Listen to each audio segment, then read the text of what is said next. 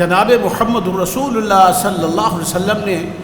ہمیں بنی نوع انسان کو ہماری حقیقی تصویر ضرور دکھائی ہے، لیکن کسی سے اس کی خوشی کو چھینا نہیں ہے۔ میں عرض یہ کرنا چاہ رہا ہوں کہ ایک بندہ اگر اسی کے سامنے آپ کو خوشی کی بات کرے کہ اللہ نے میرے بیٹے کو ڈاکٹر بنا دیا ہے، میں نے بڑی گاڑی لے لی ہے، تو فوری طور پہ قبرستان کا تذکرہ شروع کر دے گا، اور یار دنیا کی زندگی کیا حقیقت ہے، چند دن کی زندگی ہے، اس میں ترقی کرنے کی کیا ضرورت ہے، تم نے دنیا کی زندگی بنانے کی کوشش کر لی ہے، آخرت کے لیے کیا کیا ہے، میسج اچھا ہے لیکن برموقع اور بل بہر معاشی نہیں ہے۔ ربنا آتنا فی الدنیا حسنہ، محمد الرسول اللہ صلی اللہ علیہ وسلم جب کسی کو خوشی ملتی تو اللہ کے نبی اس کو مبارک دیتے،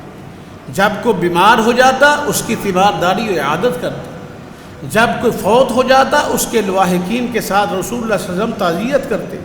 انا للہ و انا الیہ راجعون، انا للہ ما اخذ ولہ ما اعطى وکل شیء عندہ باجل مسمی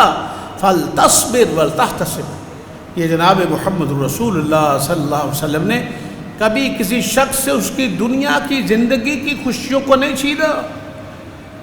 جب تم سوال کرتے ہو آتنا فی الدنیا حسنہ، تو پھر اسلام ہمیں دنیا کی ترقی سے نہیں روکتا۔